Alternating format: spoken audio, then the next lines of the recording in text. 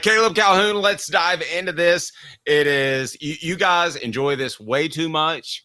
I think that coaches are great leaders of men. You two think they're just a bunch of buffoons running into each other. It's saddening to me, but that's where your mindset is going into that. So it's our football IQ, and it's brought to you by Campbell, Cunningham, Taylor, and Hahn. Last look, we saved the best for last. Caleb, who you got up first, and then we will agree or disagree with one of the many drops that we have on our board. If I agree, hey now, that guy was a total imbecile, or that's crazy, or he's just kind of dumb, or you suck, yeah, jackass. And maybe the ultimate will say, like, that is total bullshit. Maybe we'll just go to that one because Peyton Manning saying the BS word is great. All right, Caleb, what do you got?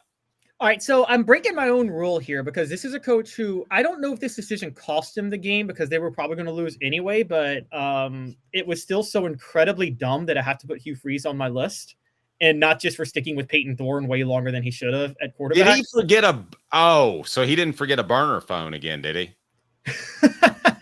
No, he kept his girls a little bit quieter than Mike Price did. We can at least say that. But John, did you see this over the weekend? Auburn was down 17-7. They had just run a third down play, and the 2-minute warning was about to hit. Hugh Freeze decided to burn a timeout before the 2-minute warning. At which point, Auburn, when they punted, when Vanderbilt punted the ball, the clock stopped again for the 2-minute warning. So you wasted a chance at clock stoppage and burned a timeout.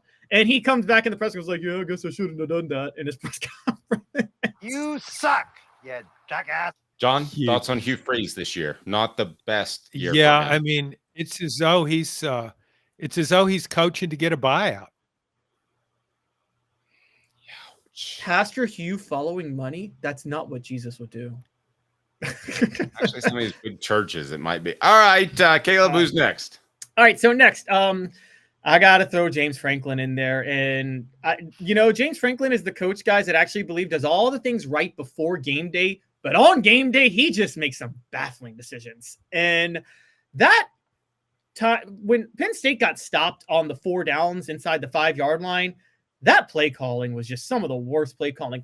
Who were you fooling by lining an offensive lineman up at wide receiver and sitting him in motion? And they did it 3 times in a row. Just for up the middle run plays. Who are you fooling? That's some of the worst play calling I've ever seen. I agree with you. I think James Franklin's a terrific coach. I still go back to what he accomplished at Vanderbilt. It was unheard of. And he's done a nice job at Penn State. However, in these kind of games, it does come out. He just doesn't add anything. He doesn't give his team anything extra, and you need something extra when you're playing against Ohio State, a team with that kind of talent. So you suck. Yeah, I guess so. Is that the play where they ran the offensive lineman in motion at one point? They did it 3 straight times, yes. But once he was just in the backfield, I think. But to run him in motion once or twice, I have to be honest. I don't think I've ever seen that. Yeah, it was ridiculous. And they thought what is Ohio State going to be like? Oh, they got an offensive lineman out there. We better go guard. Well, yeah, exactly. So, John, he's not a receiving threat. So what's he even doing? No. Are you worried about the jet sweep? Well, yes. He's still running. There he goes.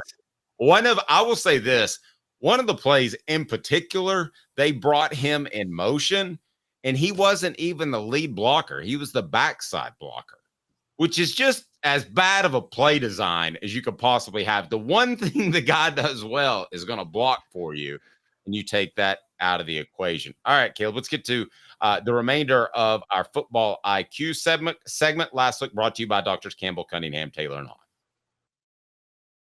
Is to visit cctis.com. The information you need is easy to access, and setting an appointment is as simple as clicking the tab. Doctors Campbell, Cunningham, Taylor, and Hahn, and Eye Care Optical at cctis.com. Simply the best. What's next, Caleb Calhoun? All right. I am going back to old reliable on this list, Lincoln Riley, who was just a returning champion. He just keeps making this list, guys. But We could call this the Lincoln Riley list. This year we could. USC lost to Washington 26-21, and I it's for the same reason I keep putting Lincoln Riley on this list, abandoning the run game. Washington had the worst rush defense in the Big Ten.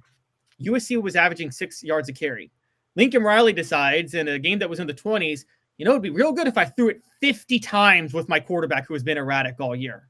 Yeah, he threw it 50 times and ran it 22. That's crazy. Yeah, he was still throwing. Yeah, I'm sorry, I stepped on his. He was still throwing after the game too. He was throwing his quarterback under the bus. He was. He did. I saw that. He's going to be throwing from the tarmac, Lane Kiffin style, if he's not careful. Who's next? All right, couple more. Yeah, he is. You better be glad. Better be. I mean, for real, what is his record in the last 15 games? It's 7-8 or something. It's horrible. I mean, who's having the worst season? Is it Florida State or Mike Norvell, or is it Lincoln Riley? Ooh, who gets fired first? That's a good Florida question. State's talent drop. I don't think Southern Cal's talent is that bad. I put most of this on Lincoln Riley, and he's talking about how his quarterback, Lincoln Riley's supposed to be this quarterback guru. So why does Moss keep getting worse? I don't know. I agree. I totally agree.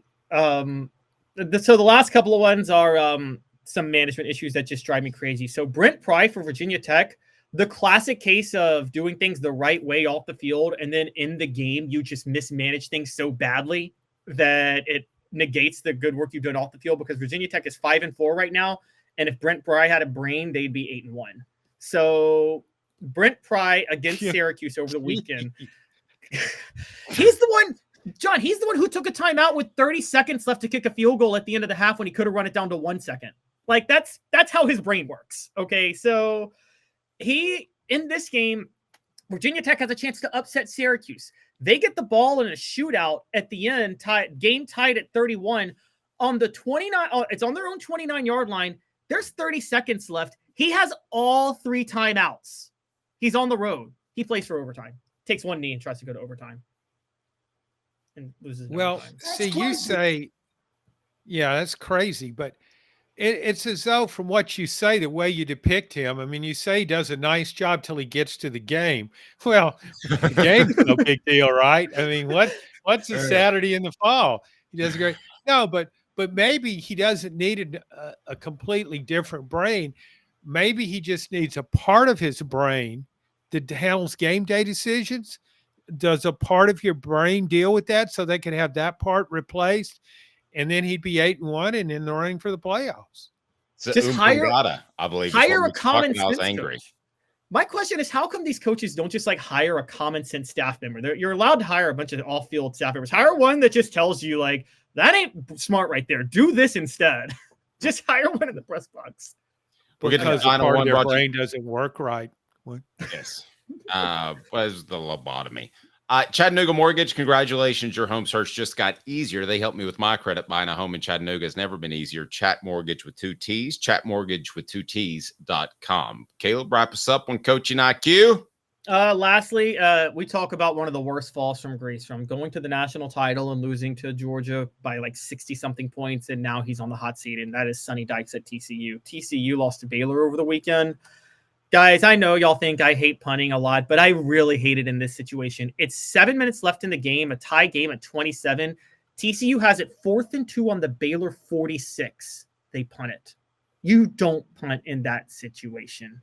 You got to try to go for it. I'm sorry. And that's Baylor territory. That's your rule, right, Dave?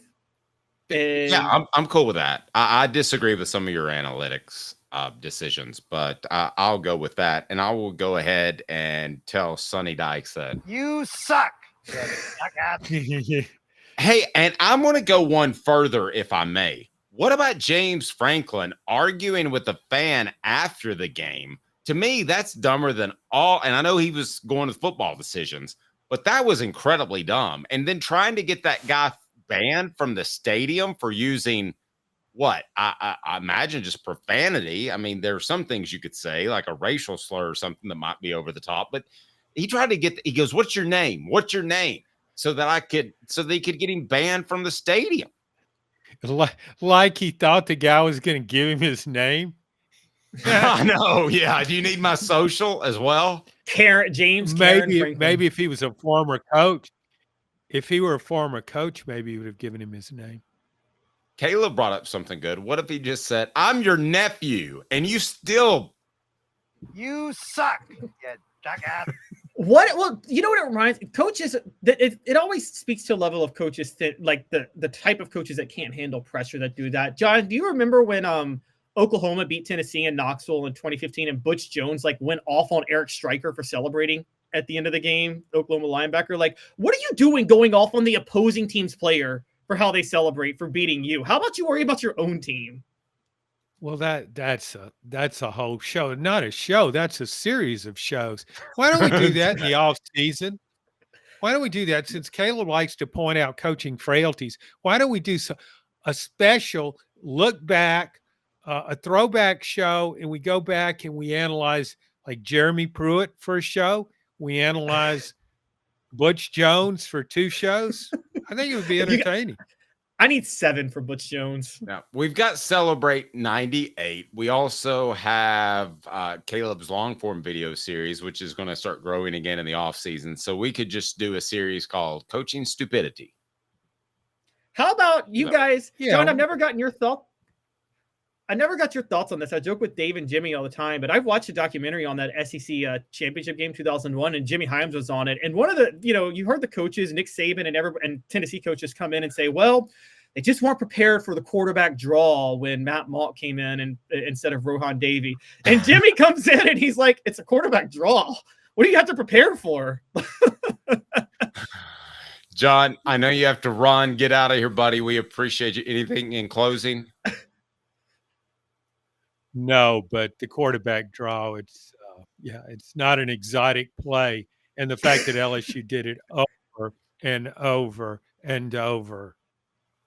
Yeah. It's a mystery. It's the repetition that got him. Thank you, John.